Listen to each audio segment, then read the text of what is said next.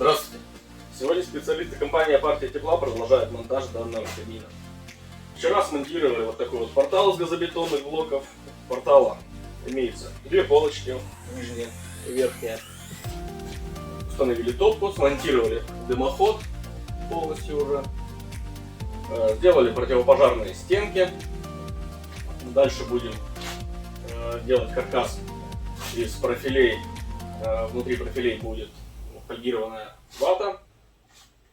И закрываться все это будет огнестойким гипсокартоном. Все, красиво.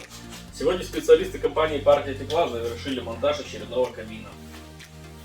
Данный камин у нас с боковым открыванием дверцы, с большим панорамным стеклом.